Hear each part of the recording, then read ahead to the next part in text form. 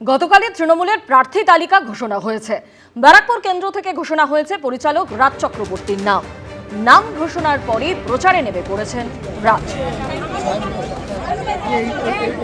আমাকে পুনরায় আবার বিবেচিত করেছেন আমার দল। আমি ধন্যবাদ জানাবো আমাদের পুরো দলের সবাইকে।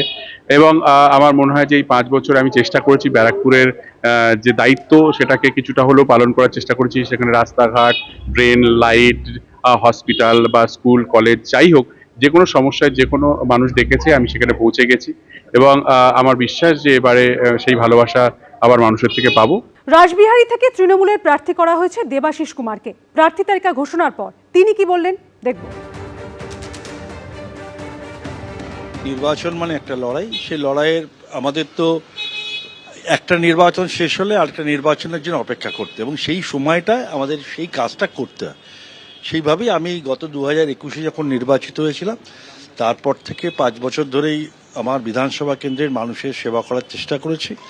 আবার নির্বাচন, সেই নির্বাচনে আমি কতটা সফল প্রমাণ হবে। তো রাসবিহারীতেই জন্মেছি, রাসবিহারীতেই বড় হয়েছি, তাই স্বাভাবিকভাবে এটা আমার একটা তো নিজের বাড়ি, নিজের ঘর। এখানে সবাই আমার এক্সটেন্ডেড ফ্যামিলি মেম্বার। আমার লড়াই কোনো প্রার্থীর বিরুদ্ধে নয়, দলের বিরুদ্ধে লড়াই। সেহেতু ব্যক্তিগতভাবে আমি কোনো প্রার্থীকে, আমার কোনো মন্তব্য নেই। তিনি প্রার্থী, তাকে দল তার প্রার্থী করে যোগ্য মনে করে প্রার্থী করেছেন, আমাকে আমার দল যোগ্য বলে প্রার্থী করেছেন। লড়াইটা দলের সঙ্গে দলের। আদৌ কি আপনি লড়াই নিয়ে ভাবছেন না মার্জিন নিয়ে ভাবছেন? শেষ প্রশ্ন। আমার এত উদ্ধত্ত নেই। আমি আবার বলি, আমি খুব সাধারণ মানুষ। আমি পুরোটাই এই লড়াইয়ে আছি, শেষ দিন পর্যন্ত লড়াইয়ে থাকার চেষ্টা করব। চৌরঙ্গী থেকে তৃণমূলের প্রার্থী করা হয়েছে নয়না বন্দ্যোপাধ্যায়কে। প্রার্থী তালিকা ঘোষণার পর কি বললেন তিনি, শুনুন। আমি 2001-এও দাঁড়িয়ে জিতেছিলাম, তো দল ভরসা রেখেছে, কিন্তু আমাদের দায়িত্ব বেড়েছে।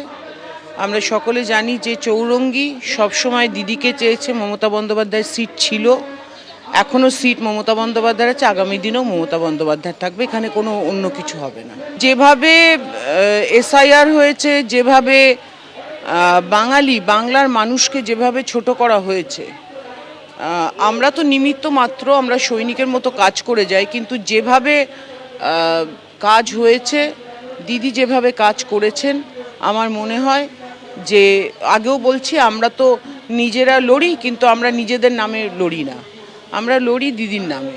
তো দিদি ছিল, আছে, থাকবে, এবং যেই আসুন এই কেন্দ্র, দিদির ছিল, দিদির আছে, দিদিরই থাকবে। এই যে কেন্দ্র সরকারের অত্যাচার, যে অত্যাচার কেন্দ্র সরকার করেছে বাংলার প্রতি, যে বঞ্চনা করেছে, সেই বঞ্চনার জবাব শুধু চৌরঙ্গী না, বাংলার সর্বার্থভাবে বাংলার মানুষের জবাব দেবে। বাংলার মানুষ কিন্তু অপেক্ষা করছে শুধু। মঙ্গলবারই প্রার্থী তালিকা ঘোষণা করেছে তৃণমূল এবং চুঁচুড়া থেকে এবার প্রার্থী করা হয়েছে দেবাংশু ভট্টাচার্যকে। আর এরপরই টিকিট না পেয়ে বিক্ষুব্ধ চুঁচুড়ার বিদ্রোহী বিধায়ক অসিত মজুমদার। আমরা তো চুনোপুটি লোক, তাহলে আমাদের সঙ্গে কেন কথা বলবে? আমি মনে করেছি খামতি নেই, ওরা মনে করেছে আমার খামতি আছে। না হলে 3 বার আমাকে দিল, এবার দিল না কেন? দলের লোক আমাকে ভালোবাসে, ওদের মন ভেঙে গেছে।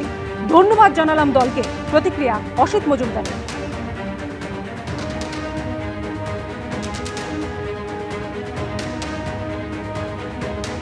দল মনে করেছে যে আমার চাইতেও দেবাংশু ভালো হবে, কারণ এরা যুবক, এরা অনেক বেশি ফাইটার। না, আমার সাথে কিছু কথা হয়নি। কথা বলার প্রয়োজন আছে নাকি? যেখানে দিদিমণি অভিষেক সিদ্ধান্ত নিচ্ছে, এরা দলের সর্বময় কর্তা, আমরা তো চুনোপুটির লোক, আমাদের সাথে কেন কথা বলবে বলুন? কোনো জায়গায় মনে হয়েছে যে আপনার খামতি ছিল এই বিধানসভা? নিশ্চয়ই খামতি আছে, খামতি না থাকলে আমাকে দেবে না কেন? আমি যেটা মনে করছি খামতি নেই, ওরা মনে করছে খামতি আছে। নিশ্চয়ই খামতি আছে, না হলে 3 বার দিল, এবার দিল না কেন? রাজনীতি আর করবো না, রাজনীতি আর করবো না।